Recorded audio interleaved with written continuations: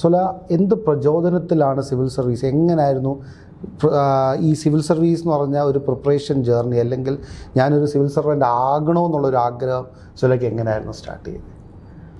Teach four ഇന്ത്യയുടെ ജോലി എന്ന് പറയുന്നത് ഞാനൊരു ഗവൺമെൻറ് സ്കൂൾ ടീച്ചറായിട്ടാണ് വർക്ക് ചെയ്തത്. അപ്പോൾ അവർ ഗ്രൗണ്ട് ലെവലിൽ ചേഞ്ച് കൊണ്ടുവരാൻ വേണ്ടി ഉള്ളൊരു ഇനീഷ്യേറ്റീവാണ് ടീച്ച് ഫോർ ഇന്ത്യ. പക്ഷേ ഇന്ത്യയിലെ ഏറ്റവും വലിയ വെൽഫെയർ പ്രൊവൈഡർ എന്ന് പറയുന്നത് ഗവൺമെൻറ്റാണ്. സോ ഒരു ടീച്ചറാകുമ്പോൾ നമുക്ക് സ്കൂൾ തലം മുതൽ അതിൻ്റെ മേലേക്കുള്ള എല്ലാ ലെവൽസുമായിട്ട് നമ്മൾ ഇൻട്രാക്ട് ചെയ്യും.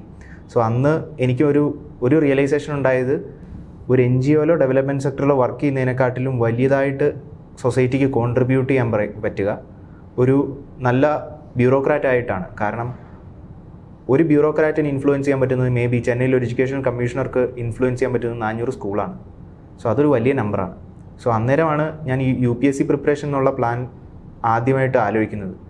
പിന്നെ മുമ്പോട്ട് ഇതിനെക്കുറിച്ച് ഞാൻ കൂടുതൽ വായിച്ചു. പിന്നെ എൻ്റെ തന്നെ കോളേജ്, ഞാൻ NIT പഠിക്കുമ്പോൾ എൻ്റെ തന്നെ കോളേജ് സീനിയേഴ്സ് ആയിട്ടുണ്ടായിരുന്ന പലരും എൻലൈറ്റിൻ്റെ പഴയ സ്റ്റുഡൻസാണ്. അപ്പോൾ അവർ വഴി ഞാൻ ഈ ഇൻസ്റ്റിറ്റ്യൂട്ടിനെ കുറിച്ച് അറിഞ്ഞു. അങ്ങനെ ഞാൻ ഇവിടെ അന്വേഷിച്ചു വന്നു. അങ്ങനെയാണ് മഹേഷ് സാറിനെയും മബു ചെറിയൻ സാറിനെയും പരിചയപ്പെടുന്നത്.